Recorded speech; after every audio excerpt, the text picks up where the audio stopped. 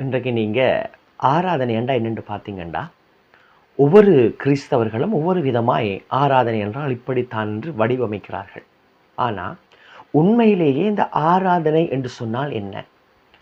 கிரேக்க மொழியிலே இந்த ஆராதனை என்ற வார்த்தைக்கு பயன்படுத்தப்பட்டுள்ள சொல் என்னென்றா லெட்டசியோ.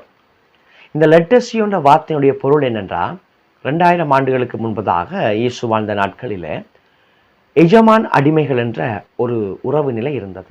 அதாவது அடிமைகள் விலைக்கு வாங்கப்படுவார்கள். விலைக்கு வாங்கின அடிமைகள் அந்த எஜமானுக்கு அவர்கள் சாகு மட்டும் உண்மையுள்ளவர்களாய் வேலை செய்ய வேண்டும். இப்படிப்பட்டதான் ஒரு நிலைமை இருந்தது.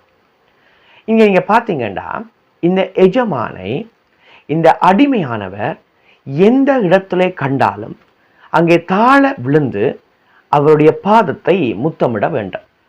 இங்கே தான் ஒரு பிரச்சனை இருக்கிறது. என்னென்றா, அந்த எஜமானை அந்த அடிமை காண்கிற இடம் கல்லாக இருக்கலாம், முட்களாக இருக்கலாம், அது கரடு முரடானவைகளாய் கூட இருக்கலாம். ஆனால் எந்த இடத்திலே கண்டாலும் எஜமானை அடிமையானவர் அங்கே சாஷ்டாங்கமாய் விழுந்து அவருடைய பாதத்தை முத்தமிட வேண்டும். இதற்கு பயன்படுத்தப்பட்ட வார்த்தை தான் லெட்டசியோ. இந்த வார்த்தையைத்தான் புதிய ஏற்பாட்டிலே ஆராதனை என்ற இடத்திலே பயன்படுத்தப்பட்டிருக்கிறது.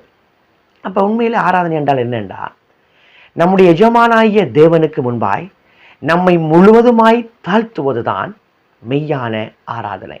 நாம் ஒன்றுமே இல்லை, தேவன் மட்டும்தான் எல்லாம் என்ற அந்த மனநிலை தான் மிக பெரிதான ஆராதனை.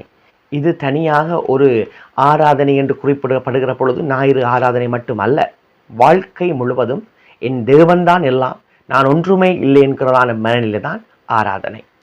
பிரியமானவர்களே, இங்கே தான் நாங்கள் விளங்கிக் கொள்ளணும். இன்றைக்கு நீங்கள் பார்த்தீங்கன்னா, மனுஷர் தங்களுடைய கற்பனைகளை சேர்த்து ஆராதனை என்றால் இப்படித்தான் என்று வடிவமைக்கிறாங்க.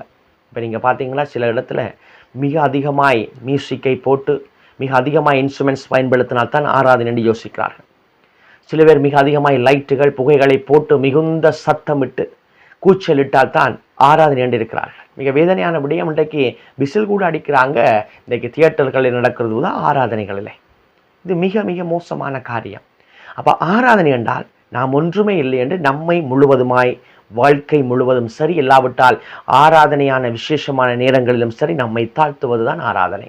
இங்கே பார்த்தீங்கன்னா, இந்த பரிசேயர் ஆயக்காரன் ஓமையில் பரிசேயர் செய்த எல்லா செயலுமே சரி, ஆனால் அந்த பரிசேயர் தன்னை தாழ்த்தலை.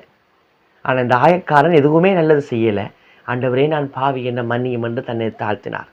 அப்போ யாருடைய ஜெபம் கேட்கப்பட்டது? பரிசேயனுடைய அல்ல, ஆயக்காரனுடைய ஜெபம். ஆகவே நம்மை நாங்கள் தாழ்த்துவது தான் மெய்யான ஆராதனை.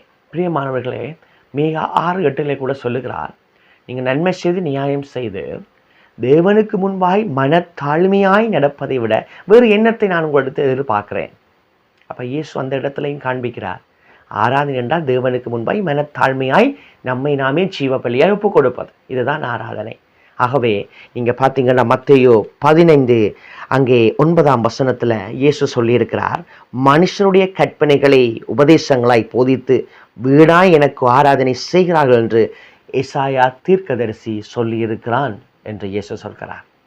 ஆகவே இன்றைக்கு நீங்கள் தெளிவாய் ஆராய்ந்து பாருங்கள். மனுஷனுடைய கற்பனைகள் சேர்ந்துதான் இன்றைக்கு தேவனை ஆராதித்து கொண்டிருக்கிறார்கள். மாறாக நம்மை நாமே முழுமையாய் தாழ்த்தி தேவனை நாமத்தை உயர்த்துவதுதான் மெய்யான ஆராதனை.